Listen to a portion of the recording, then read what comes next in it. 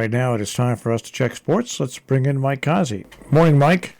Good morning. How'd your week go? Still breathing. That's right. I always say I'm still on the right side of the dirt. On the right side of the dirt.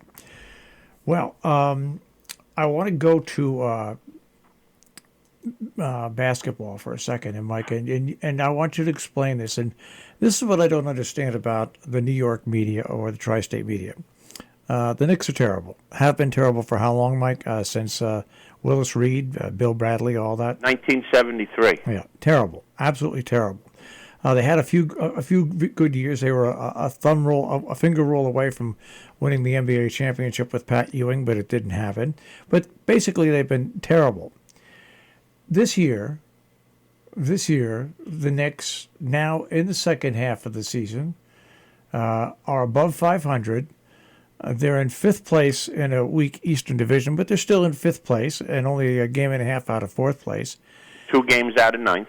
Yeah, but still, the media does not write about this team. They're all a bunch of young kids with no major superstar. Well, you said the magic word, media. They do what they want on everything. Everything. So I guess they didn't get the talking points that they should talk about the Knicks being an upcoming young team. I guess they didn't get the talking points. They got to wait till they get the talking points from whoever gives out the talking points, the media. It's all young players. I agree with you. I mean, they don't have any of them old goats. They don't have any marshmallows around. They got basically first, second, and third-year players with big reputations out of colleges that left early because they were good players, and they have the nucleus of a good team. Now, if I was a sports writer, and I'm not, and I did basketball, and I don't, I would say how the Knicks are probably 1 or 2 correct veterans away from being a really good team. Yep, I think you're right. And it's completely overlooked. Well, anyways, you said the magic word, media. Yeah, so we won't go into that much more. How about the Rangers pounding the Flyers yesterday, 8-3? Maybe they should play the Flyers all the time. That's the team they can beat up. They what last time they beat them, 6-0? I think it was 9-0. Yeah, something. I mean, it's just crazy. And the Devils lost to the Capitals yesterday. Well, they stink. Islanders over the Bruins. That was a big win in overtime, 4-3 yesterday. Well, the Islanders are 11 points ahead of the Bruins, albeit the Bruins have 5 games in hand in the world of the whatever you want to call it. So as long as the Islanders keep winning, you don't have to worry about games in hand because those are games that other teams have to play and have to win, although they can win. And Boston is the team that has the most games in hand out of anybody. They've only played 29. They have the least amount of games played in the division compared to the Islanders, who have the most, 34, and Pittsburgh has 34. So it all depends what Boston does with those games in hand. However, the Islanders are playing good hockey. Yeah. The Islanders are playing good hockey, and I said they'd be playing good hockey. I said that they'd be a threat for the Cup this year, even though they got off to a bad start, and I stand by it. They have 48 points. The only teams that have more than them is Tampa Bay with 50. That's it. So they have the second most points in the league, and Tampa Bay's only played 1 less game. And everybody's played around 33, 34, except for a couple of odd teams. So the Islanders are going to be a force to be reckoned with. They showed it last year in the playoffs, and there's no reason for them to take any kind of time off this year because they're here to win. They're not here to anything. They're not putting people in the seats, so they don't have to worry about that. They're playing purely to win, and I hope they do. All right, and here's a story that tells you what's wrong with the NFL. One of the things that's wrong with the NFL. Oh, there's a long list there. Yeah, well, this is interesting. The Rams head coach Sean McVay. There's a story now that the reason that Jared Goff was traded was that the head coach was yelling at Goff a lot, yelling at him. Oh, poor Goff. Now, let's go back to the New York Giants, just the Giants alone, and Bill Parcells. Go back to anybody. When sports were sports. That's right. Elvis Patterson, who was an on and off Toast? Yeah, Toast. He was nicknamed Toast when he got burned by his head coach. He got burnt by every receiver in the league, so they nicknamed him Toast. Vince. Today, the guy would be in psychiatric help and right. probably sue the coach, the league, the team, the opposing players, and everybody else. Go back to Vince Lombardi. Go back to any of the head coaches that have been in this league that are successful, and you're a nice guy and you're friends and you're everything when you're not on the field to play, but when you're paid to play and you're paid to coach. See, that's what people don't get. And you can go even as far as a scholarship athlete in college. You're being paid to play. You need to produce. I don't need to hear any stories about anything. My computer blew up. I don't want to hear anything. You're here for a job to do. And if you don't do it, you're gone. Plain and simple. I'm not here to powder you and get out the Johnson & Johnson baby powder. You're here to do a job. And if you don't do it, guess what? You're gone. So long. Adios. And that's what needs to be understood in the professional world. You are athletes to produce on a team. You don't run the team. You don't dictate the team. But those things have become so skewed, you got one guy in the NBA decides who plays where, and his name's not an owner, a coach, or a commissioner, and everybody knows who he is. All right. Yeah, I mean, it's ridiculous. So the coach and Goff didn't see eye to eye, and that was the end of that.